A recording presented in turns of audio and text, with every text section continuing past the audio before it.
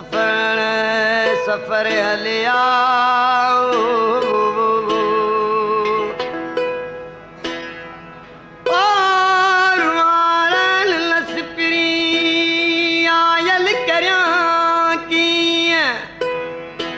अला मुखी चाड़े ची ओ अला ओ मुखे चाड़े ची आई व्यो वन जारो ओ हरे अॼु खां ठीक 11 महीना पहिरियां जातीअ जे शऊर ते इहा ख़बर विज जियां वराको करे किरी पई त हाणे जातीअ में इल्मी अदबी ॾियाटियूं रोशन कंदड़ शख़्स ज़ैन कुरैशी नज़र कोन ईंदो। बिस्मिल्लाहिर्रहमानिर्रहीम। मथे थर रही विया गुज़ारे ॾींहड़ा, वटां कोन आयो तिन पंहारन पई, विया वलर वही जनम गुज़ारियुमि जिन सां। असांजो प्यारो दोस्त न बल्कि भाउ हो साईं ज़ैनुल आबिदीन कुरैशी, हम सफ़र साथी हो। ज़िंदगी जो घणो हिसो हुन सां गॾु गुज़रियो। शादियूं मरणा परणा तक़रीबन रातियुनि जूं रातियूं गॾु रहियासीं, पर उहे हींअर असां वटि मौजूदु न आहिनि। हुननि जा किरदार, हुननि जूं ॻाल्हियूं असांजे ज़हननि में अञा ताईं बि गूंजजनि पियूं। उन्हीअ जे लाइ साईं तमामु हुनार ऐं हलॾोखी माण्हू हो ऐं ग़रीबनि जो बि हमदर्द हो। पाड़े पंध जे हिसाब सां हुन जूं जेके ख़िदमतूं आहिनि से अॼु बि कंहिंजे ज़हन तां लही नथियूं सघनि। ऐं प्यारा जॾहिं विछड़ंदा आहिनि तॾहिं दिली सदमा पहुचंदा आहिनि। इहा शइ कंहिंजे रोकजण जी न हूंदी आहे, पर इहे कुदरती कानून आहिनि, उन्हनि खे मञिणो पवे थो। बसि चवंदुसि ईअं त साथी न पसां से जे हुआ हीअं थूणियूं, हाणे किनी जे वञी अंगण उभियां। हिन दर्द ते कहिड़ा केॾारा लिखजनि, कहिड़नि लफ़्ज़नि सां दिलि में विछायल सोग जे तॾे जी कथा बयानु कजे। ज़ैन जे ओचिते विछोड़े जे दर्द जो को छेड़ो ई नाहे। साईं ज़ैनुल कुरैशी जे हवाले सां जेकॾहिं असांखे ॻाल्हाइणो पवंदो त असांखे इहा ॻाल्हि ज़हन में अचे थी त साईं ज़ैनुल कुरैशी हिकु साञावंद सुगड़ शाह जे शाइरी जो पारखू ऐं इल्मी अदबी सरगर्मियुनि जो सरमोड़ सरगर्म असांजो प्यारो दोस्त ऐं अदीब शाइर जी सुञाणप थिए थी संदसि। पर ज़ैनुल जे ख़ूबियुनि में जेकॾहिं ईंदासीं त ज़ैनुल असांजे माहौल मंझि जिते ॾुकार वारो माहौल चवां, जिते माण्हुनि जा रवैया ॾाढा ॾुखिया हुजनि, ख़राबु हुजनि, उते हू दरवेश माण्हू, उते हू साञावंद माण्हू, यारनि जो यार बि हुजे ऐं सुठियुनि सरगर्मियुनि में अॻियां हुजे। उहे इल्म जूं सरगर्मियूं हुजनि, मज़हब जूं सरगर्मियूं हुजनि, अदब जूं सरगर्मियूं हुजनि ऐं समाज जूं सरगर्मियूं हुजनि, या वरी असांजी सियासत जूं बि सरगर्मियूं हुजनि। शायदि जाति जे माण्हुनि खे, घटि माण्हुनि खे ख़बर हूंदी त हू अवामी तहरीक जो माज़ी हो, सुठो सरगर्म अॻुवाण बि हो ऐं सुठो कारकुन बि हो। उन सां गॾोगॾु हुन प्लेटफॉर्म तां काफ़ी जदोजहद बि कई। पर संदसि सिंधी अदबी संगत जे हवाले सां जेकी सरगर्मियूं आहिनि उहे अण विसरंदड़ आहिनि। उहो प्रोग्राम न हुजे जंहिंमें ज़ैनुल न हुजे, उहो प्रोग्राम ई अणपूरो, उहो महफ़िल ई अणपूरी जंहिंमें ज़ैनुल जा ट्रैक न हुजनि।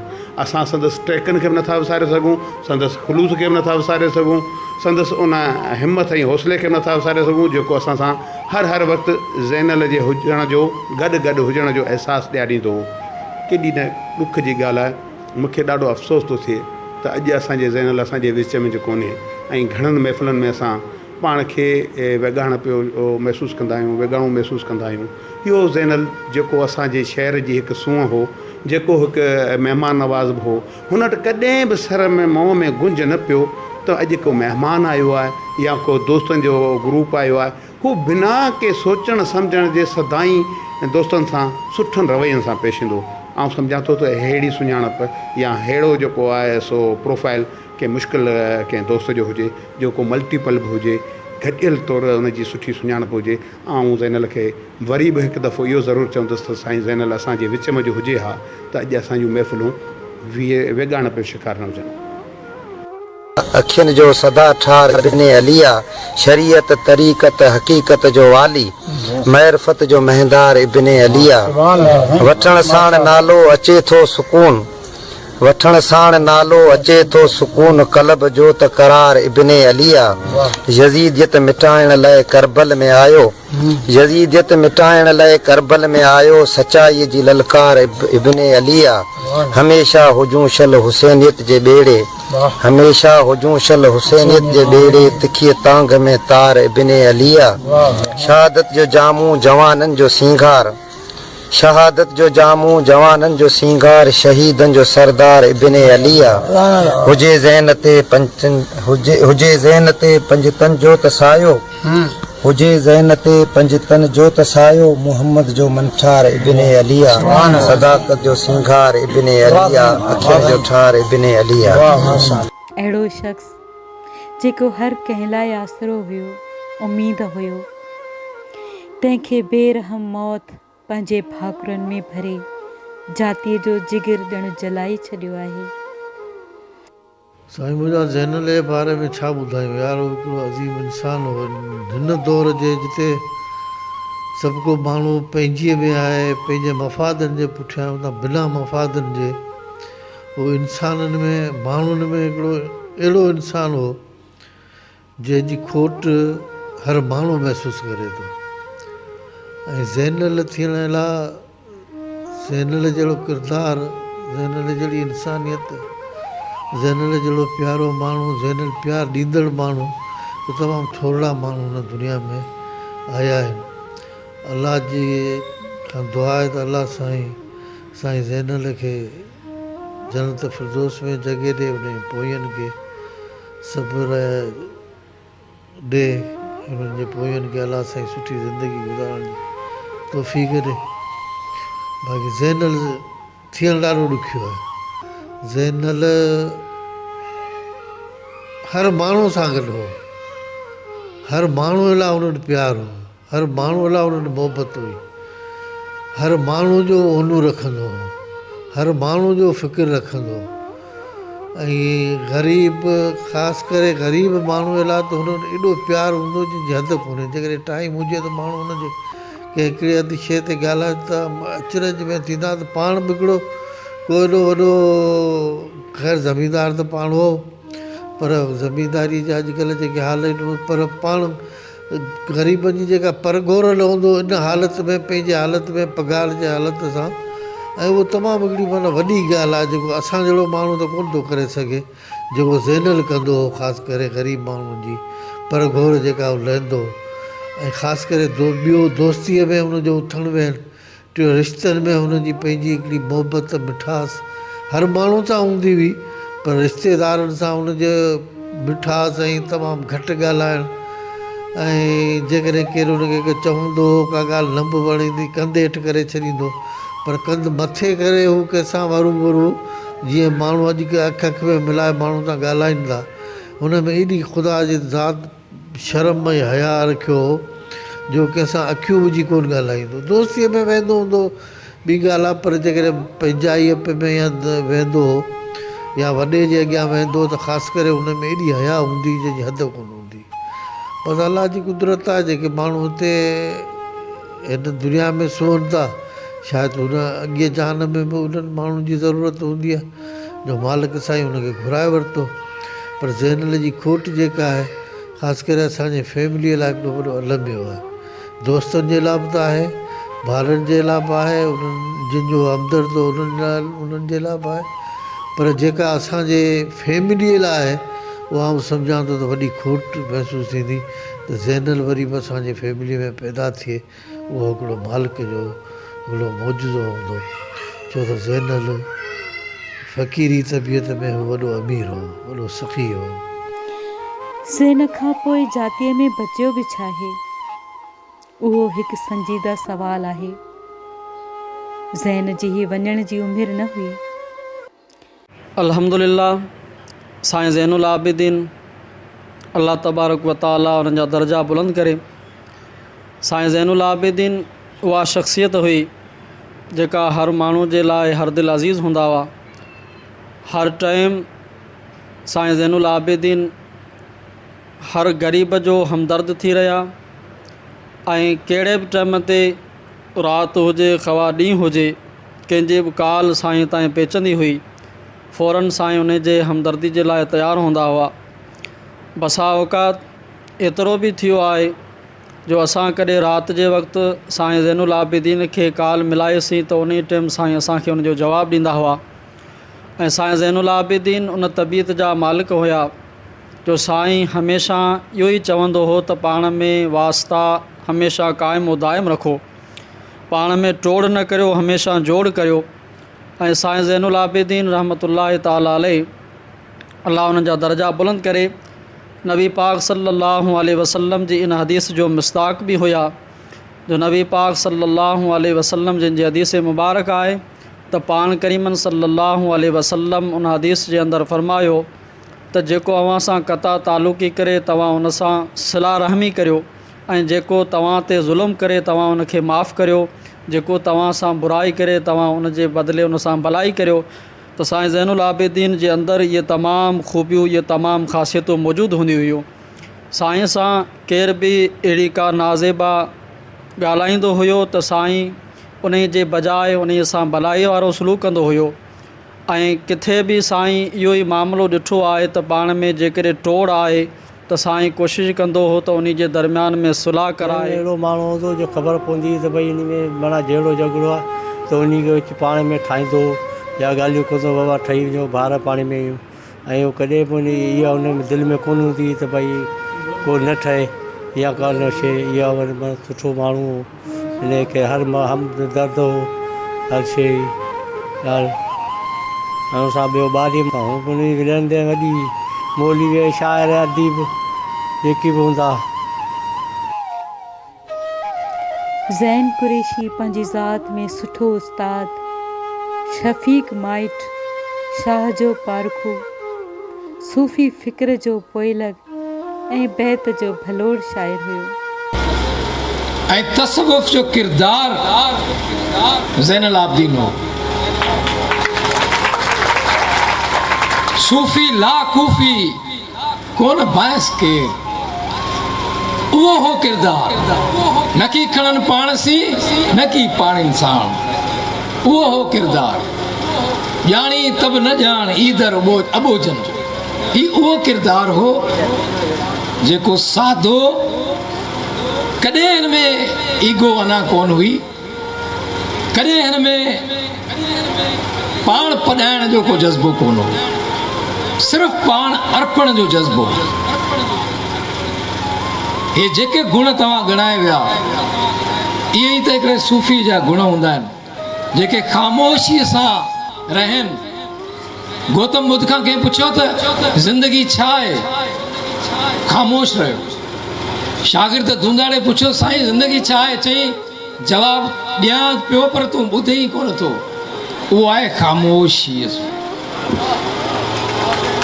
If you do not understand my silence, then you would not understand my words. ज़ैन उहो ख़ामोशी जो किरदार हो जंहिं पाण अर्पना सॼी तारीख़ पंहिंजी ज़िंदगी पाण अर्पे छॾियो। जाती जी तारीख़ में जेकी बि वॾा अदबी काज थिया, तिन में सभ खां वधीक कंट्रीब्यूशन ज़ैनुल आबिदीन कुरैशी जो ई हुयो। ज़ैन इल्मो अदब सकाफ़त सां गॾु शाह जो वॾो पारखो हुयो। खेसि शाह जे कलाम ते उबूर हासिल हुयो। हिन न फ़क़ति शाह जो कलाम पढ़ियो, यादि कयो पर शाह जो फ़िक्र सम्झी निवड़त सां नींहं जो नातो ॻंढियो। ज़ैन घणो कुझु करण जे बावजूद बि हाम कोन हणंदो बसि हुयो। उन इहो बयानु करियूं। उहो त हिकिड़ो अनमोल मोती हो जेको असांखां अचानक विछड़ी वियो ऐं यकीन करियो त हींअर बि असांखे ॻाल्हाईंदे जेको आहे सो दिलि अश्कबार थिए थी, अखियुनि मां लुड़क अचनि था। पर कोशिशि कंदा आहियूं त असां दुनिया में कुझु टाइम ॾेई करे उन किसे खे साईं ज़ैनल खे कुझु विसारण जी कोशिशि कंदा आहियूं त कुझु घटि थिए असांखां दर्द। पर यकीन करे जिते बि वेंदा आहियूं महफ़िल में कचहरी में त साईं जो ज़िक्र थींदो आहे त रुई उथंदा आहियूं। साईं समाजी हिसाब सां दुनिया में मशहूरु हो। असांजे इलाइक़े में जेके ग़रीब माण्हू हूंदा हुआ, बेपोच माण्हू हूंदा हुआ, उन्हनि खे अस्पताल ताईं खणी वञणु, पंहिंजे खीसे मां ख़र्च करे उते इलाजु कराइणु, कंहिं घर वारे खे ग़रीब खे जेको आहे सो राशन वठी ॾियणु, हर माण्हू सां हमदर्दी हूंदी हुई। ऐं दीनी लेवल ते तव्हां ॾिसो दरगाही सिलसिले में साईं सॼो ॾींहुं पंहिंजो पाण खे हुते मगन रखंदो हो। ऐं हिन मदरसे में बि जेको आहे साईं हणा वणा करे हिते बि अची ॾींदो हो ऐं उलमा इकरामनि सां बि गॾु हूंदो हो। हर मकतबे फ़िक्र सां गॾु हूंदो हो। ऐं सूफ़ी अज़म जे हिसाब सां हिकिड़ो सूफ़ी सादड़ो माण्हू हूंदो हो, सुलह पसंदि माण्हू हूंदो हो। किथे को फॾो फसाद थींदो हो त कोशिशि करे उन ॻोठ में उन माण्हू वटि पहुचंदो हो ऐं उते सुलह कराईंदो हो। त साईं ज़ैनल जी जेको आहे सो का बि ॻाल्हि कंहिंखां लिकल न आहे। दरवेश सिफ़त माण्हू हूंदो हो। उन में ख़ूबी इहा हूंदी हुई त हू पंहिंजी हयाती में मुंहिंजे ख़्याल में असां 2001-2002 खां वठी क्लोज़ रहियासीं ऐं कॾहिं बि उनखे असां बेवज़ू न ॾिठोसीं। किथे बि हूंदो हो, सफ़र में कंहिं प्रोग्राम में हूंदो हो, अदबी प्रोग्राम में हूंदो हो, समाजी प्रोग्राम में हूंदो हो, कंहिं पिकनिक ते हूंदा हुआसीं, जेॾी महिल उहो पेशाब वग़ैरह कंदो हो या का वज़ू ख़तमु थी वेंदो हो त वरी वज़ू दोबारा करे फ्रेश थी वेठो हूंदो हो। अदबी हिसाब सां बि सिंधी अदबी संगत जो अॻवान रहियो ऐं बज़्म अदब जो बि अॻवान रहियो ऐं हिकिड़ो सीनियर उस्ताद बि हो। यानी कि हर ख़ूबी अलाह साईं हुनखे अता फ़रमाई हुई। पर चवंदा आहिनि जेको अलाह खे पसंदि हूंदो आहे उहो पाण ॾाढो जल्दी घुराए वठंदो आहे। हीउ ओचितो विछोड़ो जेको साईं जो आहे सो सभिनी खे परेशान करे वियो आहे। ज़ैन घणो कुझु करण जे बावजूद बि हाम कोन हणंदो हुयो। हर कमु नेकी सम्झी कंदो हुयो। संदसि ज़िंदगीअ जो वॾो हिसो भलाई कंदे गुज़रियो। पंहिंजनि ऐं परावनि जे इलाज जे सिलसिले में हिन जूं केतिरियूं ई रातियूं अस्पतालनि जे फुटपाथनि ते जागंदे गुज़रंदियूं हुयूं। ज़ैन कुरैशी जातीअ में सिंधी अदबी संगत, बज़्म रूह अदब समेत केतिरनि ई तंज़ीमुनि में फ़ाल रहियो। साईं ज़ैनुल आबिदीन कुरैशी सां तक़रीबन 2004 खां वठी असांजो वास्तो रहियो आहे। पाण इंतिहाई हिकिड़ो सखी क़िस्म जो माण्हू ऐं माना वॾी दिलि वारो माण्हू हूंदो हो।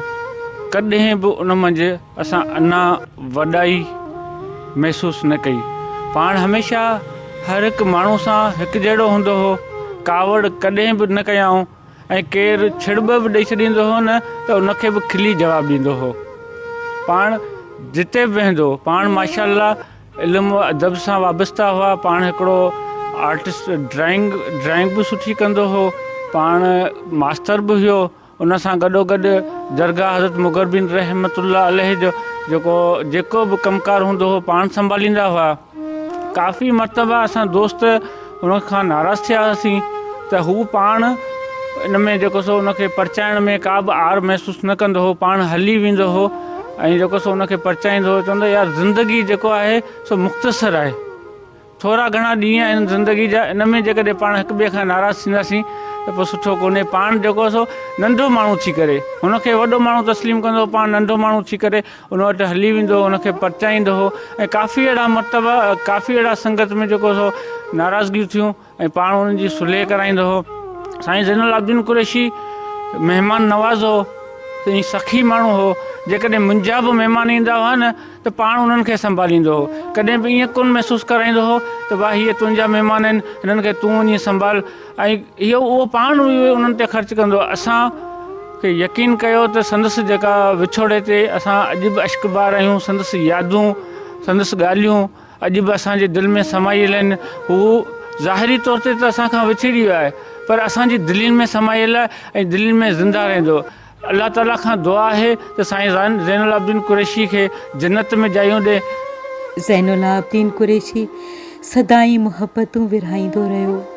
हिन कॾहिं बि नफ़रतुनि जे नागनि खे खीर कोन पीआरियो हो। हिन ज़िंदगीअ में जेकी बि नाता जोड़िया उन्हनि सां तोड़ निभायो। हिन शाह जे कलाम जियां छिनण मोर न सिखियो हो। अॼु जॾहिं हू असांजे दरमियान नाहे तॾहिं इन ॻाल्हि जो अहसासु थिए थो त ॼण ज़ैन जे बिना जाती शहर जो सुलझियल तबिको वेगाणो थी पियो आहे। बकौल नौजवान कहाणीकार अब्दुल सलाम थहीम जे त जातीअ जूं घिटियूं तोलाए वाझाइनि पियूं। रस्ता तुंहिंजे पेरनि खे छुहण लाइ सिकनि पिया। तुंहिंजे गुफ़्तार लाइ कचहरियूं बेचैन आहिनि। शाह जा बैत तुंहिंजे चपड़नि ते रक़सां थियण लाइ मांदा आहिनि। ज़ैन तूं किथे रहिजी वियो आहीं ज़ैन? अञा बरीरा तो मां सिक नाहे लाथी। इकरा बि नाहे कंहिंसां खिली। मोटी अच बचनि जे मथे ते हथ रखण लाइ, ॾुखारी संगत खे आथत ॾियण लाइ हिकु दफ़ो ई सही। ज़ैन मोटिया मोटिया, ज़ैन मोटिया, वापसि मोटिया। ही ज़ैनल कई मोकलानी कसम आ खुदा जो दिल तीन मानी मिठड़े ही ज़ैन। You are watching Junja News HD.